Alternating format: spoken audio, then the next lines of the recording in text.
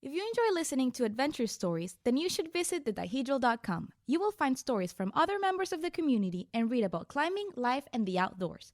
Follow us on Instagram, Facebook, and Twitter. Let's connect and climb on! Climb on! Roll! Hello, everyone. This is Carrot, welcoming you to another episode of the Dihedral Podcast. We are so fortunate to be joined today by a game-changing author of The Simple Path to Wealth, J.L. Collins. J.L. is an accomplished writer whose newest book, Pathfinders, will be available later this year. He's worn numerous hats, from gas station attendant to financial consultant to radio talk show host. He runs one of the most popular financial sites on the internet, where he openly shares advice learned from his ups and downs in the world of finance. He's traveled to dozens of destinations in both the mountains and on flat land all over the world. His financial advice is truly life-changing, and today we welcome him to the show. So JL, thank you so much for joining us. Wow, Kara, that was a wonderful introduction. Thank you for that. And it's a pleasure to be here. I appreciate the invitation. Yeah, of course. I was thinking that if we jump right into something like what an index fund is, we might lose listeners pretty quickly. And so I'm wondering if instead you could tell us if you think people like dirtbags, weekend warriors, crag rats, philosophy majors, and the like have any chance of gaining FU money. Yeah, I think you do. And in fact, I think you guys have kind of a superpower. And as you and I talked about briefly when we were arranging this conversation that we're having now, I do know what dirtbags are. I've known a few in my life, and the superpower is that at least the folks that I've known live very, very cheaply. Yeah. They don't get caught up in lifestyle inflation, which is the kiss of death to wealth, almost no matter how much you make. If you get caught up in lifestyle inflation, I mean, you can look at Mike Tyson. I mean, here's a guy who made something on the order of $400 million and wound up broke. So, if your lifestyle inflation gets out of control, there's almost not enough money you can earn to make up for that. On the other hand, if you know how to live cheaply and you realize that you can have an awesome life doing it, which people I know who call themselves dirtbags have, that's a superpower. And then having that FU money isn't that big a step. It's not that big a mountain to use a phrase that maybe will resonate a little bit. I love because that. It's all dependent. It's not a set amount of money. It's how much you need in relation to how much you spend, right? Yeah, great. So can you dig a little bit deeper into that notion of FU money, just like through a couple of examples in terms of making versus spending? Yeah, so there's a real simple formula in the world of financial independence. And it simply says that, and you can work this formula two ways. It's based on research that's been done around what it's called a safe withdrawal rate. And the rule of thumb is that you can, most of the time, withdraw about 4% of a portfolio that's well invested. And that money will last indefinitely, will last for decades. And so the way the formula works is you say, well, okay, if I have enough money invested, that 4% of that amount, it meets my annual spending needs, now I'm financially independent. Another way to turn that around is whatever you spend each year, if you multiply that by 25, you will get to that same number. So let's put some numbers on that so our listeners can hear how it works. Yeah. Let's suppose that you're living on $20,000 a year, right? Well, if you multiply 20,000 by 25, you get $500,000. So if you have $500,000 invested, you're now financially independent. Your investments are throwing off enough money that you no longer have to trade your labor for income to live on. And the corollary of that is if you have $500,000, say you have $250,000, well, 4% of that is 10,000. So if you have 250,000, that will throw off reliably $10,000 a year. So if you're living on $10,000 a year, you're golden. If you're living on 20, then maybe the mindset is, okay, how do I I make a little more and build my stash up a little higher so it'll provide me more money. Or maybe I say, what can I do that'll make 10,000 a year? And then let my portfolio support me for the rest of it. And by the way, in most scenarios, if you're withdrawing 4%, when you look at the projections, most times you go out 30 years, your money not only lasts, but it has grown to extraordinarily large amounts. So 4% is actually a fairly conservative number. Okay. Man, Yeah, I hope that's useful. yeah, are you kidding me? That's such a promising thing to hear. And so just Yeah. to recap, correct me if I'm wrong, but one of the superpowers of a dirtbag is they're not living on Mike Tyson level money. So they're not going to need $400 million. They're going to need much less than that. And so Much less. people who spend more need more in order to have FU money. Here's the biggest danger, I would think, for dirtbags is that if you're not thinking about investing, you have the mindset, because it's kind of drummed into us by society, that investing is only for people who make a lot of money, Yeah, exactly. who have a lot of money, who are already rich. So, maybe you're out there and you're making 20,000 a year and you're thinking, well, that's not for me. Yeah. And so you wind up just spending whatever you make every year and then doing it again and spending whatever you make every year, and you're never accumulating anything. And that's great while you're young, because that's really all you need. But the problem is, none of us, and you can look at me, our listeners You can't look see great, this. JL. Well, if you look at me, you can see the ravages of time. You don't stay young. And so it's important that you start thinking about transitioning to that time when your money will earn the money you need to live on, or at least a substantial portion of it. And time is your friend, especially if you're starting really young.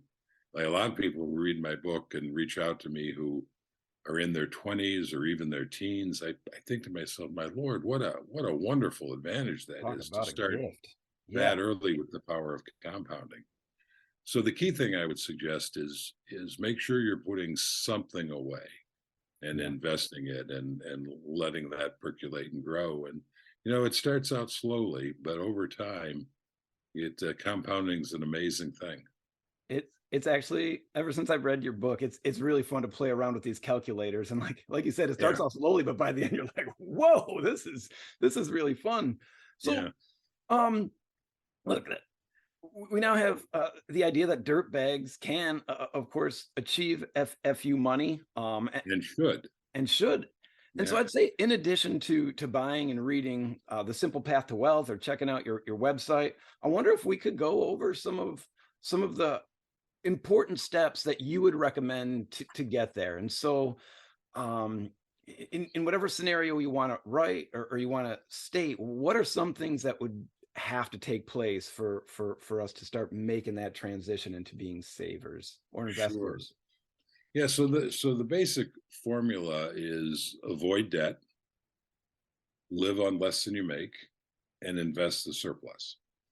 And when I got out of college and started working, I just sort of randomly decided that I was going to save 50% of my income. I knew I wanted to have money to invest, and I knew there was nothing that money could buy that was more valuable to me than my eventual freedom. And that's what investing buys you, is your freedom, awesome. The freedom of your time, right? So I knew that was the thing I wanted the most. So it made sense to me that was the thing that I spent half my money on. And my first job out of college, professional job, paid $10,000 a year. And I said, well, I know there are people out there who are living on 5,000. And of course, this is back in the 70s. So these numbers are different today. So but I said at the time, I know there are people out there living on $5,000 a year, and there's no reason I can't do that. I just have to, and I didn't have I was a poor college kid, so I didn't have any lifestyle inflation built in yet. Right. Thankfully. So that's what I did. And then when I was making 20,000 a year, I lived on 10 and I invested 10. And that's kind of how it worked. So to anybody who's listening, if you're in debt, that's your hair's on fire. I mean, that's the single worst thing. you got to pull out all the stops to blow that debt out and just get rid of it. Okay. Because you can't become financially independent if you're dragging this ball and chain of debt around. Right. But the silver lining to that particular cloud is if you establish the discipline to put enough money out of your earnings towards your debt to get out of debt, which you're going to have to do. Once you're out of debt, you already have the discipline of not spending everything you make. True. And you just start investing that money.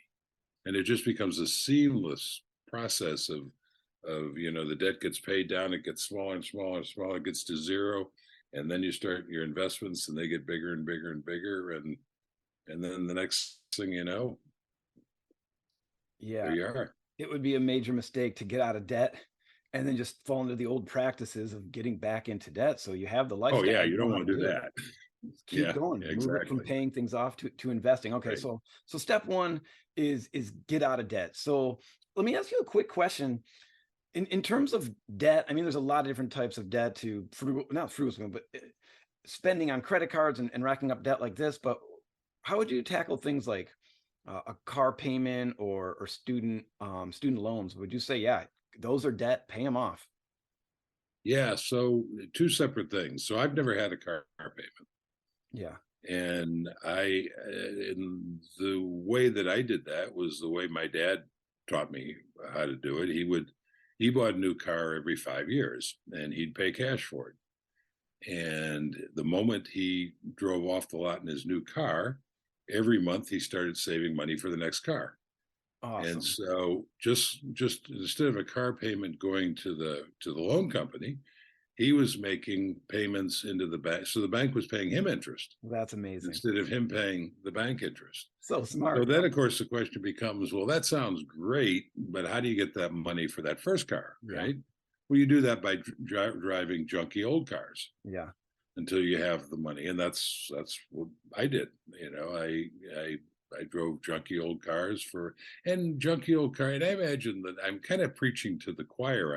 I would imagine with dirtbags, I imagine junky old cars are not something that this audience cringes in horror.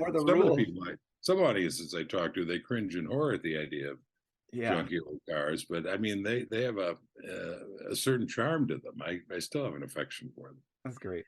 So you can also, by the way, always drive junky old cars and never fall into the. My dad was in business, so he felt that he needed a new car periodically for that reason. But if you don't have that kind of, if you don't need it as a business tool, so to speak, and then there's no reason to ever buy a new car. Certainly no reason to go into debt for one. Student loans, on the other hand,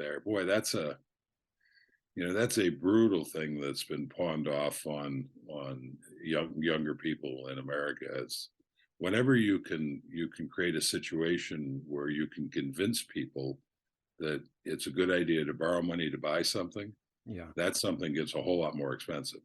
Right. And that's in a nutshell why college educations are so expensive. And then when you have the government coming along and guaranteeing these loans, well, then there's no risk for the lenders. So they're going to be throwing money at people they would never have loaned money to before. I mean, when I was in college, the idea of loaning an 18-year-old hundreds of thousands of dollars you would have been certifiably insane. Right. When you state it like that, that's what's going on. It's crazy. Right. Now, the good news is I guess some student loans have very, very low interest rates. And so theoretically, if your interest rate is low enough, and I'm talking about under 4%, maybe even under 3%, then maybe it makes sense to hang on to that loan and pay it off as slowly as possible and start investing instead. But for me, it's just, being in debt is such a unpleasant concept. It's just, I mean, I would move heaven and earth to get out of debt. Personally. All right. So we got debt paid off. We're starting to invest. How do we do that? So when you ask that question, how do we do that? Are you talking about specific investments or? I'm kind of talking about somebody who's never even thought about that and is just Right. like, I don't know where to go. Like, do I have to talk to somebody? I mean, just if you're going to talk to some climber, we'll just stick with the dirtbag idea. And they're like, Sure. you know what? I paid off my van, whatever. That's where I Sure. live. Everything's kind of cheap. I have a little bit of money left over. Where can I put it? Yeah. So first of all, take your time. You don't want to start investing until you're absolutely sure of what you're doing. And at the risk of tooting my own horn, I would strongly suggest that people visit my blog, which is jlcollinsnh.com, and read through the stock series. If you want to pick up my book, The Simple Path to Wealth, that's the same information. There's nothing in the book you can't find on the blog. The book's a little more concise, a little better organized. You can go to, I would personally go to the library and pick it up. And then if you decide you want to have it as a reference book, then you can always go out and buy it later. But anyway, I would start there, because the biggest compliment I've gotten about that book and my writing in general, and I've gotten a lot of compliments, which is very gratifying, but the one that resonates the most with me is when people say to me, JL, I've tried to read about investing in finance, and I just never was able to get through it. It's all so crushingly boring and technical. And I read your stuff and suddenly it makes sense. Now that's because I'm writing it for people who don't want to live and breathe this stuff, Yeah. who just want to get a couple of things right. So I would make that point first. So the next thing I'd say is, don't be intimidated by the complexity of investing, because while investing can be enormously complex, and Wall Street's notorious for having created products that they themselves don't even understand that they're out selling to customers. That's the bad news. The good news is that for us individuals, we can sweep all that nonsense onto the floor, and all we need are a couple of simple, low-cost, basic index funds. And we can talk about what those are if you want to in a moment. But if you understand that, then investing becomes the soul of simplicity, and really doesn't need to take up too much of your time at all. My daughter, I wrote my book for my daughter, and she's not the least bit interested in investing, but she's smart enough to know that if she gets this investing stuff right, life becomes a whole. If you get money right, if you understand money and investing, life becomes a whole lot easier. Yeah. And if you don't, it becomes a whole lot more difficult. And in fact, money winds up ruling your life. But it's not that hard. So that's who I wrote it for. So I would start there. Yeah. And I agree. And yeah, and as I say in the book, if you read the book and you still don't want to screw around with this at all, you can just go into what's called a target date fund and buy one fund and hold it forever. And there's a chapter in the book and a post in the stock series that talks about those. It couldn't be. So it couldn't be simpler than that. Yeah. I do want to talk about index funds, but if we could hold off for just a minute. Sure. I was hoping we could just do like a quick case study. If you were back in your consultant days and some dirtbag came up to you and they have their van, it's paid off. They have food, they have to pay for their camping site, their gear. Right. Health insurance is, let's just say that they want to pay for health insurance. Internet, they need just the basics, stuff like that. So right. They also don't want to work a lot. They want to climb a lot, and they can work, I don't know, 30 weeks and make $20,000. As far as living expenses goes, you tell me, I would imagine $15,000. Is that over or under like a target price for somebody making $20,000? Yeah, you probably, because I don't live that lifestyle myself. Yeah. So you probably have a much better feel for what it takes to to work half a year and live better than half a year, and then go out and do what you love for half a year. I've known people who've done it. What it looks like today in terms of costs, I imagine like any other lifestyle, there's a huge range of what it would cost. all I would say is if you want to follow this path to where you start accumulating money and investing money, so that the whole idea is that ultimately, instead of trading your labor for money, your money is earning money for you. Yeah, great way to put it. That's the idea. And you want to start that, because it could see, I'm sure when people say, oh, they hear us talk about $250,000 or $500,000, that could seem like an impossibly high mountain. Right. But it's just like, or rock face, but it's just like climbing a rock face, I imagine. It seems impossibly high when you first start, and maybe if you've never done it before. But as you go up, it gets progressively makes more sense. Yeah. And eventually you're there. It's one step at a time kind of thing, but you have to start. So you have to figure out on your own, if you're making 20,000 a year as an example, how can I free up a portion of that money to start buying my freedom? And what portion of that is, what percentage that is, that's up to you. But pretty obviously, the bigger the percentage you free up, the faster you'll get there. Yeah. So let's say somebody can just get 2,500 a year. Like that's what they can do. And they're not getting raises. They're not like climbing like this is just their lifestyle. At 2,500 a year, would they be 90 before they could get FU money? I mean, I know the FU money would be a lot lower for them, but like just ballpark, where do you think they would end up at 2,500? I would have to pull out a calculator, and if you want to take a moment in the middle of this interview, I can go find one.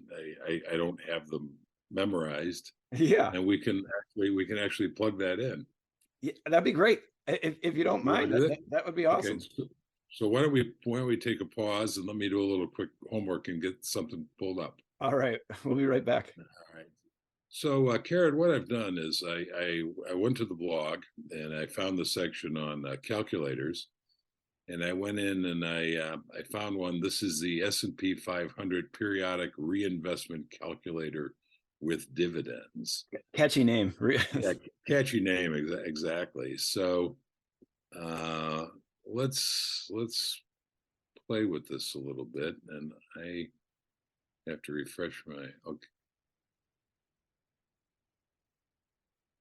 So what this will let me, I'm reminding myself what this will let me do. So we have to pick a date in the past, and then it'll tell us what it comes up to this year. So let's suppose we want to go back 30 years. Okay. That makes sense? Yep. So that would be 1993, right? Mm-hmm. Okay, 1993 to 2023. We're going to start in January. We're going to end in January. And you said $2,500. Is that correct? Yep. So that's what we're going to invest, right? You got it. And we're going to do that every January? Every January. Perfect. All right. So our starting amount is going to be $2,500. And our monthly investment amount is at $2,500. It's a weird number. I'm going to make it 2,400. 20. I would say 24 is the right number. Stack an extra 100 for like auto repairs. Yeah, right. So 2,400. That means that the monthly amount is easy to do at 200, right? Because 200 times 12 gives you 2,400, right? All right. So let's see. We don't want to increase it. Keep it consistent. We're going to. We'll hit calculate here real quick. Okay, so at the end of our 30-year period, so if you had started doing this in 1993, you started with $2,400 that you'd saved up in 1992 as an example, and you put that into the S&P 500, which are the 500 largest companies, and there is an index fund that tracks that. And then you added $200 a month for the next 30 years, you will have wound up in January of 2023, which is now, with $353,589. That's amazing.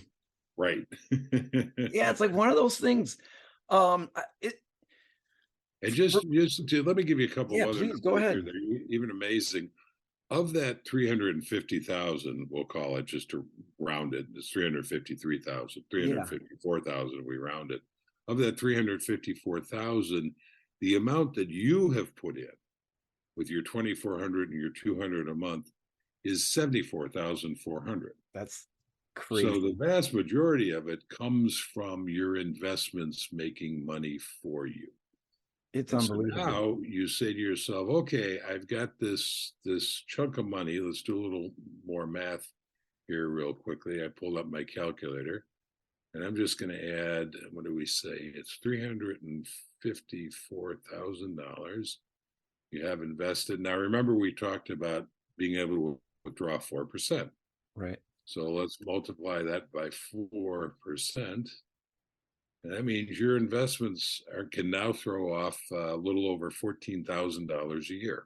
That's great. And they will do that forever. Yeah. Or potentially forever. You're going to have to pay attention when the market takes a big drop. You're going to probably want to cut back a little bit and stuff like that. But, Yeah. There you go. Man, that's promising. It reminds me of like getting students to write research papers. I'm just like, you just got to start. Like when you start, like the rest will start going, but it's hard to initially start. Like put that first $200 down and just keep it going. And before you know it, you've got $354,000. That's amazing. Well, and then just forget about it, Yeah. and let it do its thing. The biggest mistake people make, and this is why I tell my daughter that this is her superpower, because she doesn't care about this stuff. So she's set up. She's doing exactly what we just described. She Yeah. puts in, let's see, she's got her index fund investment, and she's putting in a certain amount every month.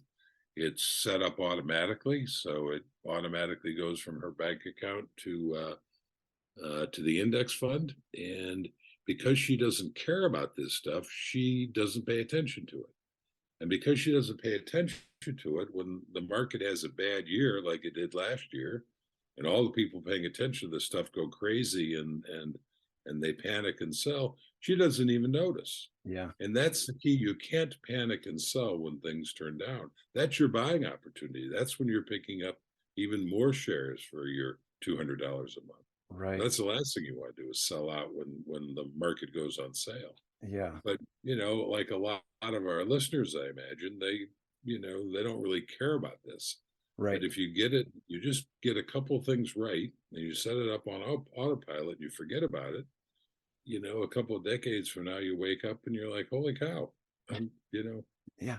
F I'm you. done." Yeah, Yeah, exactly. right. There it is. All right, JL. So we kind of been skating this discussion for a little while. At least I have. It sounds like a scary and daunting thing, but you bring up index fund in our conversation, definitely in the blog and in the book. Do you think you could take a stab at explaining what an index fund is and also why you promote an index fund? Sure, I can, but I want to do one more thing. Yeah, Before we of do course. that. So I want to go back to our calculator. And if you remember, we put in $2,400 and then we put in $200 a month. Yep. And we wound up with a little better than $350,000 30 years later. I'm kind of curious, and I don't know the answer to this until the calculator tells me, but what if our dirtbag got a little more aggressive and said, you know what, I'm going to put $300 a month away. Okay. I can come up with an extra $100. That's not that much money. Let's just out of curiosity, let's see what where's my calculate button? Let's see where that gets us.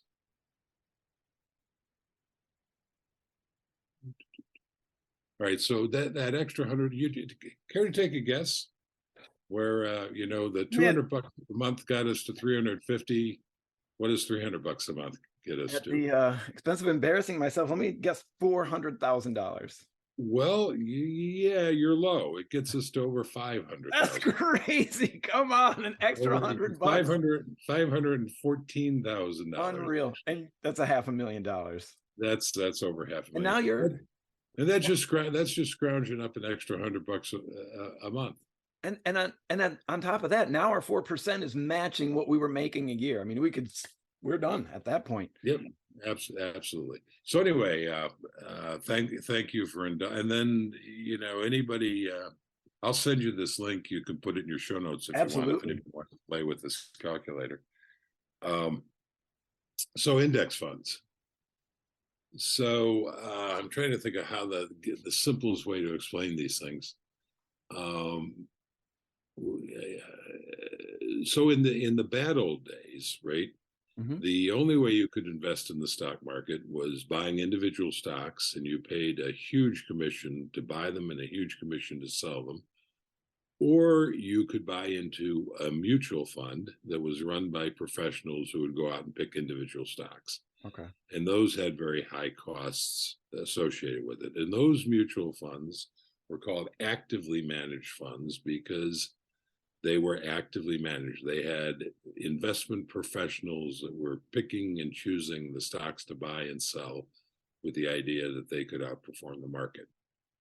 And in the mid 70s, in 1975, Jack Bogle came along.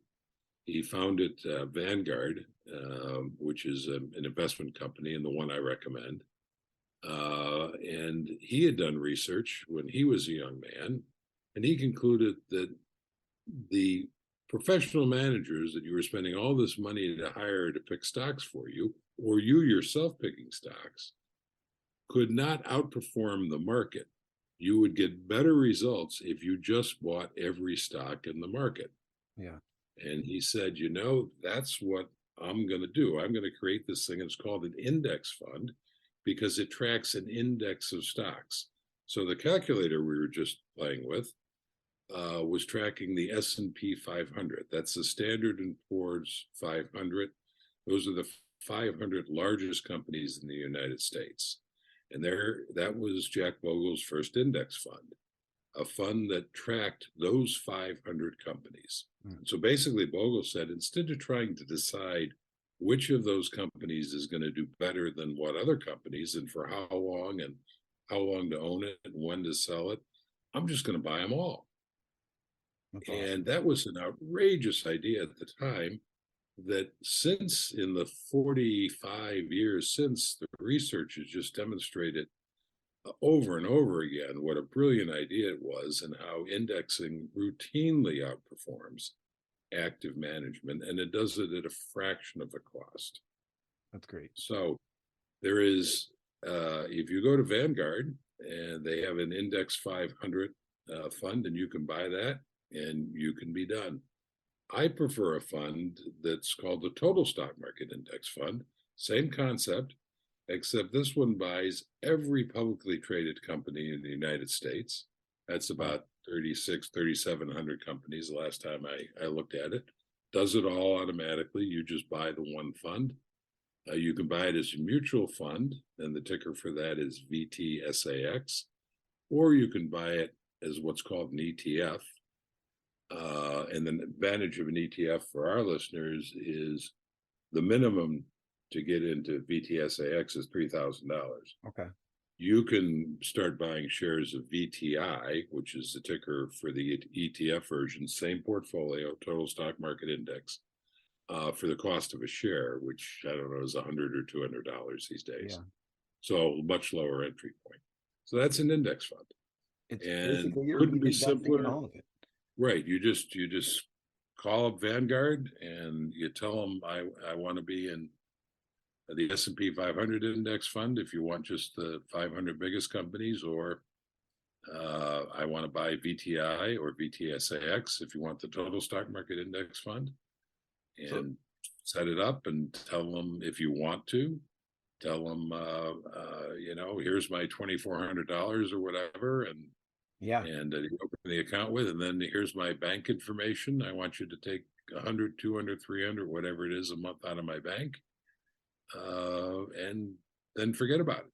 Yeah. Based And on then our when conversation, go with the 300. Yeah, then when the time, yeah, and then years later, when you want to live on this money, you call up Vanguard again and say, oh yeah, stop taking the money out of my bank account, and now every month sell shares and send me the dividends and sell a few shares to put this much money into my account, whatever you decide. So just one quick It's question. really, it's extraordinarily simple. One quick question for clarification. When you say call, I imagine you could also do this online. Am I wrong about that? Yes, you can do it Okay. online. All right, good. But it might be useful for somebody who's really uncomfortable with this stuff. Yeah, It might be useful to actually talk to somebody. probably. And that's certainly a possibility. And like with any large organization, and Vanguard's a large organization, some people that you get on the phone are better than others. I know from my blog feedback that some people have had bad experiences with whoever they got at Vanguard. Okay. Personally, I never have. I mean, the people I've dealt with have always been extraordinarily good. But if you get a bad one, you just hang up and You do. back. Try again. But you can certainly do it online. Okay. There's no reason that you can't do that if you're more comfortable. So you mentioned this, but I think one of the sweetest aspects of the book is that you wrote it for your daughter. You're like, here's what I've learned. Right. You can do this. And so I'm wondering if, I don't know if you would change anything, but if your daughter was born in 2023 and you were giving her the same message, is there any major changes you would make in that that note, I guess we'll call it? No, there's nothing in the book that I would do. The book came out in 2016, so I was writing it. It took me 3 years to write it. Okay. So I was writing it between 2013 and 2015. By the time I started writing that book, I was in my 60s, and I had, I've spent a lifetime investing and trying all different kinds of strategies, and as you alluded to, I mean, this is what I tell my daughter. This is what's worked for me. This is what's kicked me in the ass, and yeah, there is nothing I would change today. I mean, I would update. When you start reading about 401ks and IRAs and the specific amounts that the government allows you to invest and what have you, those details change because the government's always changing it. But the basic investment approach and philosophy is the same today as it was when I wrote it. And I don't anticipate that changing unless we suddenly stop being a capitalist economy. I like how you mentioned that in the book. You're like, if this changes, we've got bigger things to worry about, essentially, right? Yeah. You do a really good job of talking about people's fears in the book and like the psychology of taking risk. And climbers are generally at least somewhat risk takers when it comes to climbing mountains or getting on the rock, but they might be risk averse to all this and say, I think I'm just going to put my money in a coffee can and bury it in a hole in the ground. What advice would you give them if they are risk averse in that way? So the first thing I would say is you don't get to avoid risk. That's not an option. Yeah. The only choice you get to make is what you want the risk you undertake to look like. Right. So if you take your money and you bury it in a can in your backyard, you're taking a risk that those paper notes will mold away. You're taking a risk that somebody sees you burying it and will dig it up. You're taking a risk that you're going to forget where it is. You're taking a risk that the can gets a leak in it. There are all kinds of risks associated with that. Yeah. So those are the kinds of risks you want to take, then go ahead. The biggest risk, by the way, is inflation. Because when you dig your can of money up 20 years from now, it's going to buy a whole lot less than when you put it in the ground. Right. That's the biggest risk. So your can in the ground, probably not too many people do, but a lot of people probably not do a similar thing. They put it in the bank. Right. And they say, well, okay, the bank, I have FDIC insurance, and my money's guaranteed, but it wastes away to inflation over decades. Right. So from my way of thinking, and probably the reasons for this are a little more involved than we have time for, but are in the book. The least risky thing to do is to invest in stocks, because when I buy VTSAX, which is the Total Stock Market Index Fund, I own a piece of every publicly traded company in the United States, about 3,700 companies. And everybody in those companies, from the factory floor to the CEO, are working to make me richer. Right.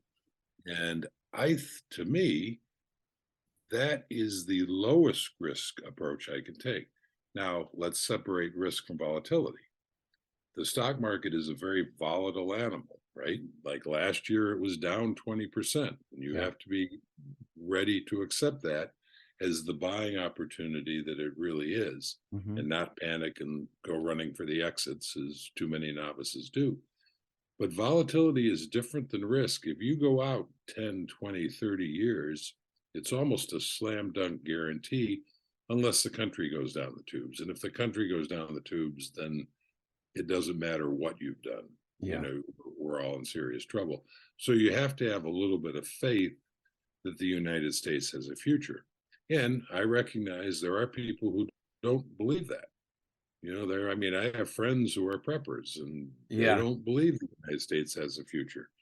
And if anybody listening holds that point of view, then my book is not going to be issued to you. You're already building your bunker and stocking it with canned goods and shotguns. Yeah. Right.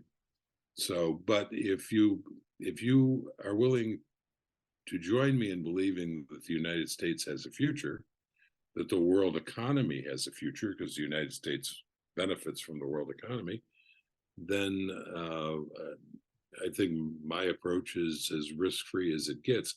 A lot of volatility in it over the short term, but in terms of risk, a lot less risk than seeing it get absolutely destroyed by inflation over time. Yeah, it's great. That's a guarantee, right? Absolutely.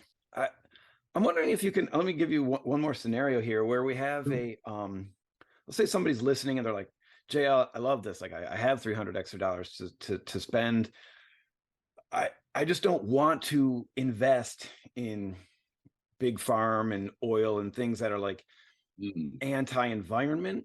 Is there an index fund that maybe eliminates some of those companies? There must be a term, I don't know what you would call them, where they could put their money and have it grow without investing in everybody.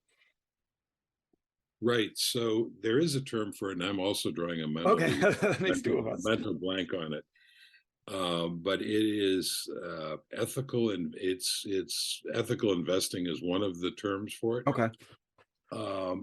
And that's a great question. So let's talk about it a little bit. I don't invest that way, because as everybody knows, because I just explained to you how I invest. Yeah. But basically, ethical investing and Wall Street has jumped on this because Wall Street sees an opportunity to make money from people who say, I want to invest ethically. The first thing you need to understand is that means something different to everybody. So, for instance, if you're a Muslim, that means you're not going to invest in banks because Islam prohibits charging interest for loans. Right? So you're not going to invest in financial institutions.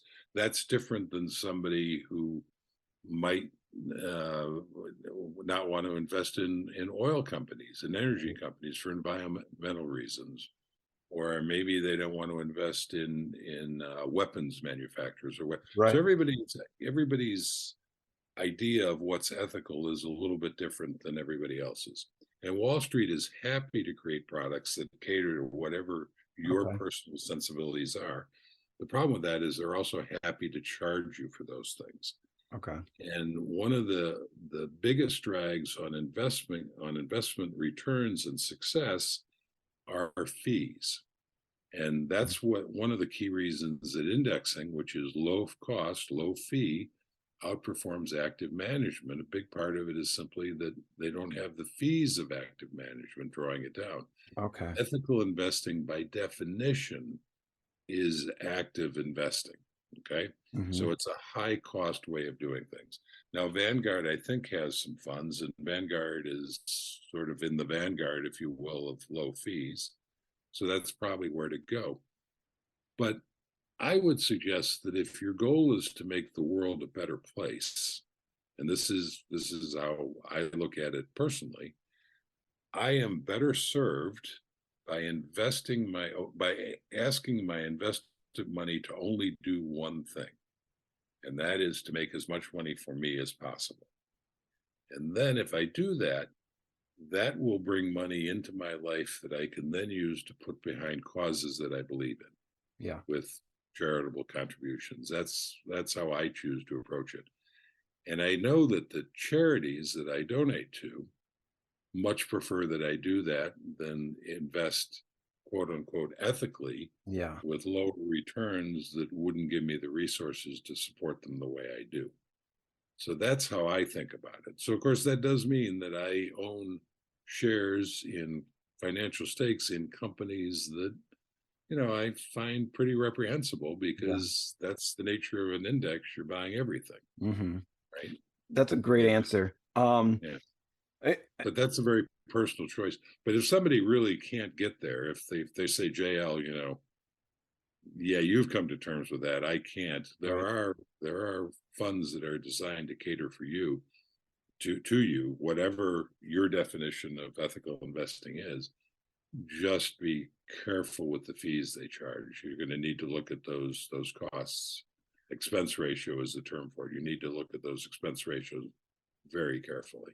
That's great advice. Just to everybody listening, there's a chapter in the book called Donating Like a Billionaire. So JL's not just saying this. He actually teaches us, like, yeah, here's how you do it.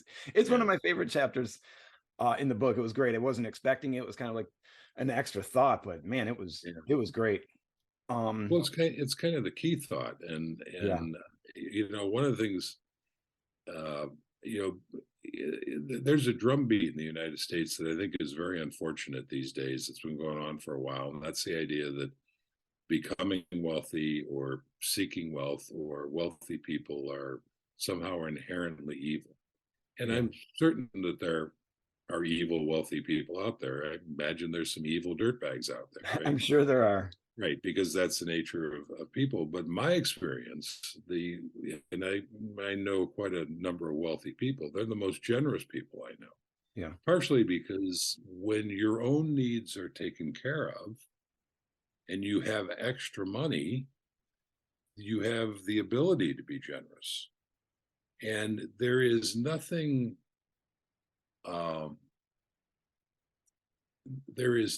more satisfying. There is no way of, when your own needs are taken care of, right? And you don't have to worry about paying the rent and taking care of your family and all that stuff. There is nothing more satisfying than giving away money for a lot of people. That's certainly, there's nothing that gives me more pleasure selfishly. Yeah. That gives me more pleasure than giving money away. Yeah. And I think that's kind of I don't think I'm unique in that. I think that's sort of a human nature. So the wealthier people get, the more generous they tend to become. Now, not everybody, of course, but right. It's a great way to look at it. But certainly the vast majority of people I know that. And I feel like we've learned so much. I have a few more questions for you, if you're feeling all right to answer them. They're not necessarily about having investing. a great time. Let's rock and roll. All right. So this question's a completely different direction. I look at the places you've been, and the list is amazing. And I'm wondering if you could recommend a place to a group of rock climbers, someplace with some mountains that you've been to that you're like, yes, this is where you should go, and why. Oh, man, you are way over my pay grade, because I'm not a climber. So I am absolutely the wrong person to. I've spent time in the Andes. I've been in the Himalayas. I've been in the Rockies and the Appalachians, but I've never climbed a single rock. So I get that. They've all been wonderful. So let me ask you about this. If you, I don't know, sort of, you don't have to close your eyes, but if you close your eyes, and let's imagine it's the end of the day, whether we're rock climbers or not, and we're just like cracking a can of beer or something, and we want to watch a sunset, where would that be? Oh, well, I'm going to surprise you with the answer to all that right question. I'm excited. Yeah, the most beautiful sunsets I have ever seen were back in the early 1980s, I was living in a high-rise condominium on Lake Erie in Cleveland. Yes, that's The awesome. most beautiful sunsets in the world that I've ever seen, and I've been privileged to travel quite a bit through the world. We're in Cleveland, Ohio. All right. Over, Cleveland seems kind of flat, but we're coming through. I'm excited. yeah, With yeah. family in Now Michigan, it's not far. I said that to someone, and this is years ago. They said, "Well, you know why they have such spectacular sunsets? It's all the pollution in the air that the sun reflects off of." So I don't know if that's true or not, Yeah, but that's the absolute truth. The that's sunsets that we saw off our balcony, looking west in Cleveland, were some of the most dramatic we've ever seen. if you would have given me 500 guesses, I would have never guessed Cleveland. All right, so my next question is kind of something else. You're an avid reader, and I'm wondering if it doesn't have to be a book on investing, just a book. If there's a book that you have to recommend to our listeners that you're like, you should read this, I think people would like it. What book would you recommend as we're in Cleveland, Ohio, watching sunsets? Well, my my favorite nonfiction book. I'm one of the things that I am interested in is humans and human evolution and how we came to be the strange, wacky creatures that we are, that believe the strange, wacky things we believe. And I can never remember this author's name. He's an Israeli guy, Yuval Harari. I'm probably butchering his name. Wrote a book called *Sapiens*. Okay. And it is, if you have an interest in this subject, in where we came from and why we are the creatures we are, it's absolutely brilliant. And it's not just my opinion. He's gotten rave reviews for the book. He's also given some incredibly interesting talks, including I gave a Google talk a number of years ago, and he's also given a Google talk on *Sapiens*. The biggest criticism that I ever heard of this book was some guy said, if you know anything about this subject, there's nothing new in this book. All this guy's done is gone through the research and presented it all in one book. Yeah. I'm like, well, yeah. That's what makes it so brilliant. Exactly.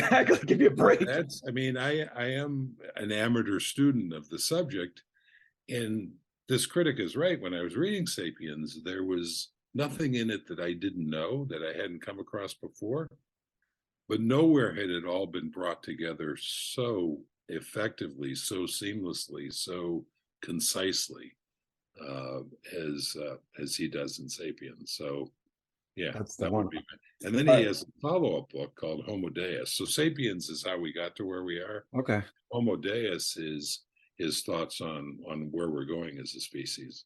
Well, that's interesting. I wrote it down. I'm gonna link it in the bio to the podcast. I can't wait to read it. I've never heard of it. I'm gonna order it. Oh yeah, once we're done. I'm excited. If you have an interest in that subject, it's an awesome book. All right. So yeah, last few questions have to do with boxing. You refer to the sweet science as an analogy several times throughout the book. I'm wondering if you could just talk about why the sweet science so often. Are you a fan of boxing, or was it just the perfect metaphor? Oh, I don't know that I don't remember talking about it that often. I think in context, it's the idea of whether or not you can be an effective stock picker. Yeah. And or Warren Buffett, or whether you can be Warren Buffett. Everybody says, "Oh, I'll just invest like Warren Buffett," and well, Warren anybody Buffett could. Yeah, right. I mean, there's the reason Warren Buffett is famous is because there's only one Warren Buffett. Yeah. And it's kind of the idea that, oh, I'm going to read a few books and then I'm going to be able to pick stocks and invest like Warren Buffett is ludicrous. It's like I could go to Angelo Dundee and go through the same training and everything and work out and get top physical shape and learn the skill. And if I got in the ring with Mike Tyson, it would be a fatal mistake. Yeah, right. Right? Because it's, there's only a handful of men who box at the level of Mike Tyson or Muhammad Ali, or I guess I do kind of have an interest in the sport, but that's, so it's just kind of, when I hear people, nobody would do that. I don't think any sane person would say, "Oh, I'm going to take some boxing lessons, get in good shape, and then absolutely not, and then I'll go toe to toe with Mike." I mean, that'd be a bad move. Yeah. By the same token, the idea that you're going to read a few books and you're going to learn how to invest like Warren Buffett, and even Buffett says, his recommendation is index funds. Yeah, great for his heirs, and so that's where that comes from. That's great. So, if you'll indulge me, I had to look it up. I mean, I'm a little bit familiar with boxing, but the sweet science, what exactly is that? And when I read it, I was just like, man, JL is a brilliant man. I'm going to read what I like, the definition I found for you. And this is exactly what we were talking about today. So right. It says the term sweet science stands for a boxer who can stay composed and strategic and finish the fight without taking significant damage. On fight night, they look calm and in control, which allows them to read the opponent, get data, develop a plan, and beat them effectively. When it comes to that comparison and what you're talking about, an index fund and the way that you've evaluated the market, like, that metaphor was perfect. And I don't know if you planned it to be that good, but holy crap, as far as like reading the data and taking your time, like when you were talking about your daughter who's just like kind of put it away and forget it, like it's the same thing. It was brilliant. So first of all, you should put that quote in the show notes too. I was unaware of that definition of science. So I wish I could take credit for some careful strategy behind having come up with it. I don't even remember where I first read the term the sweet science applied to boxing, because boxing has been called the sweet science and economics has been called the dismal science. Interesting. And I thought that's an interesting contrast. So just those two terms as a writer appealed to me. But I never thought to do the research that you just did to figure out where the term came from. So that's brilliant that you did that. And I don't know if that's brilliant, but somehow those things lined up and it worked out. So from now on, I'm going to claim that I did a strategic. We'll just erase this portion. And then the last thing I wanted to mention, or at least ask, is you are a bit of a risk taker in maybe ways that you don't know, but you kind of call Mike Tyson out and you're like, hey, if you need some help, get a hold of me. Has he ever gotten a hold of you? Well, no. I mean, first of all, my blood runs cold at the thought that I've called Mike Tyson out, because I certainly have no intention of calling Mr. Tyson out. Yeah. I no, he is not. I have used him as an example of somebody who has made a lot of money and has lost it all. Yeah. Mainly, and I don't mean to pick on him, because he's certainly not unique in this. No. And no, he's never reached out to me. And if he were to reach out to me and I could be of any help to him, I'd be happy to do that. Mike, if you're listening. Right. But I just happened to pick him because he's was at the absolute pinnacle of his career and brilliant at what he did. But he didn't understand money. And that's true of an enormous number of professional athletes who make a huge amounts of money. Yeah. Or actors, or doctors, or lawyers, sure, or business executives who are masters in their field, like Mike Tyson is in his, but they never took the time to understand money. And tragically, they put their financial future in the hands of people who told them, "Oh, I'll take care of it for you, Mike." Yeah. And when you suddenly come into a lot of money, whether it's because you have an incredibly successful business venture, athletic career, legal career, medical career, whatever it is, there's sharks circling who are presenting themselves as, "Oh, I'm going to help you with this," and when their real intention is to help themselves to your money. And I think that's what happened with Mr. Tyson. Yeah. And I think it's tragic, and he just happened to be the example. But I certainly don't mean You to were- call him out. So I got to say, this has been one of the. I'd be happy to autograph my book for him, though. Yeah, exactly. This was an amazing conversation, completely enjoyable. I can't thank you enough for joining us today. But before we go, I wanted to see if there was anything that you wanted to promote over and above what we've talked about today, or anything you want to shine a light on before we go. I mean, not really. You were nice enough to mention that I have a new book coming out later this year, Pathfinders, and that's a collection of stories from people who have read The Simple Path to Wealth from all over the world and adapted the principles in it to their unique situation. I have the most recent post on the blog at the moment is from a guy in Ukraine, Oh, wow. of all places, who is practicing the simple path to wealth. So if you can do it in a country that's being invaded, then there's no reason you can't do it in the United States. Yeah.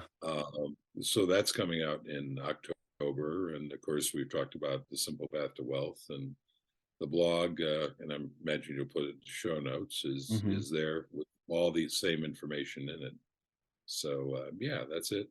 That's awesome. JL, we appreciate all the time you gave us, all the advice you gave us. Thank you so much. Hey, man, this has been a blast. I appreciate the invitation. It's great hanging out with you. And I could never climb a rock face myself. I stand in awe of what you guys do.